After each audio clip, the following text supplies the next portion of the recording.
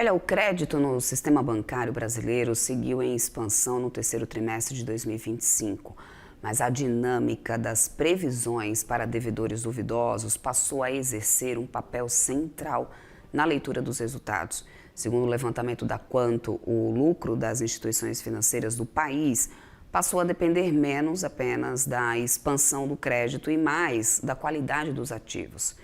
Conversamos sobre esse assunto agora com o Diego Caldino, que é CEO e sócio fundador da Kaia Asset, que já está aqui comigo. Diego, muito bom dia para você, bem-vindo aqui à nossa programação. Bom dia para você, para todos. Diego, no levantamento vocês mostram que esse crédito vem crescendo, mas com essas provisões aí voltando também a subir no terceiro trimestre de 2025. A gente está diante de um ponto de inflexão, talvez, no ciclo de risco bancário? Sim, os créditos, eles vêm nessas mudanças, né, até por causa que houve uma crise muito forte no ano passado. Devido às taxas altas, né, então a análise de crédito que é fundamentada em também não só ter o tomador, mas também ter a outra ponta como credor, faz a análise um pouco mais robusta e ainda está fazendo mais garantias atreladas a essas tomadas de crédito, né? Então, as projeções que são futuras, voltadas aí para uma diminuição dessa taxa de juros da Selic, faz com que também já crie uma expectativa também da precificação do que está tendo entre a relação do que a nova taxa será e o spread aplicado entre o que vai tomar também para os tomadores, né?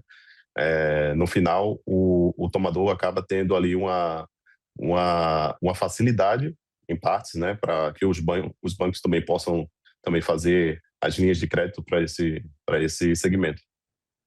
Eu queria falar também sobre um pouco mais sobre o PDD como um termômetro talvez nessa situação, principalmente, Diego, porque a provisão de devedores, né, duvidosos voltou também para o centro dessa análise. Dá para poder a gente interpretar esse movimento agora como uma sinalização talvez antecipada nesse momento de uma deteriorização macro ou seria apenas um ajuste pontual? Como que vocês estão vendo aí esse PDD agora? Ainda assim, existe uma visão bem mais conservadora diante desses créditos, tanto que todos os créditos agora que estão mais em expansão são os que têm uma garantia ali por trás, então vai ser sempre aqueles que têm um crédito imobiliário ou um crédito consignado, então a provisão disso ainda é se manter um pouco mais conservadora, trazer esses créditos um pouco mais qualificados também para não haver esse risco maior de inadimplência na economia real. Então, quando você está emprestando para alguém, você está fazendo com que também dependa daquele negócio e do varejo, como tem essas oscilações muito grandes, acaba tendo esse poder de compra atrapalhando um pouco mais na arrecadação, né, na venda, e aí atrapalha também nessa tomada de crédito, que aí para você honrar as dívidas ali que estão ligadas não só ao crédito privado, mas também ao crédito pessoal. Existe também, Diego, uma diferença importante entre bancos, né? Eu vi aqui que tanto Itaú como Bradesco reduziram gradualmente o estágio 3, enquanto Banco do Brasil, Safra, acabaram, né, acelerando essas provisões. Isso reflete muito mais agora um perfil, talvez, dessa carteira diferente ou uma estratégia de risco mais distinta entre essas instituições? São estratégias diferentes, porém que cada um acabaram tendo essas expansões voltadas também para outros produtos financeiros, não só a modalidade de crédito. Então, alguns continuaram já prevendo essa queda das taxas, então se anteciparam essa precificação do que poderia haver ali, ou até fizeram créditos que são com carência, né, para poder fazer um pagamento posterior.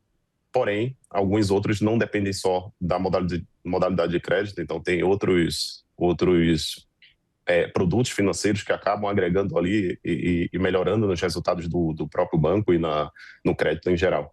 Uhum. Agora, você falou sobre juros elevados e a gente tem realmente esses juros ainda, né, nessa expectativa de se manter na casa dos 2 dígitos para esse ano. E aí, obviamente, com o custo do crédito se mantendo bastante pressionado. Com isso, a inadimplência, na visão de vocês e pelo levantamento, tende a subir ou o sistema já conseguiu absorver todo esse choque de inadimplência nesse momento? Embora o pior tenha passado, vai depender muito do setor, né? Tem os setores que os bancos às vezes atuam mais, como o Banco do Brasil, está mais no setor agrícola ali do que o comum. Os outros bancos que tem Bradesco, Itaú, que estão na expansão também imobiliária. A diferença está exatamente em mensurar essa análise de crédito para cada setor e também já fazer as suas previsões do que vão estar esticadas as curvas de juros, né? Então, se você conseguir fazer uma boa taxa, já acordando um bom spread e também dar um espaço ali para o próprio tomador ter um espaço de spread para poder pagar e honrar aquele crédito, fica muito mais fácil para o banco fazer essa análise. Então, ele tem uma série de bancos de dados também que já trabalham junto com os próprios clientes, né, que têm relacionamento. E para essas análises ficarem ainda mais efetivas, né, esses créditos tomados com uma garantia e com um lastro ali fica muito mais apurado, muito mais fácil também para poder fazer essa expansão. Perfeito. Diego, quero muito agradecer seu tempo aqui conosco. Conversamos com o Diego Galdino, que é CEO e sócio fundador da Kaia Asset. Bem-vindo sempre por aqui. Até uma próxima. Eu que agradeço. Até mais. Até mais.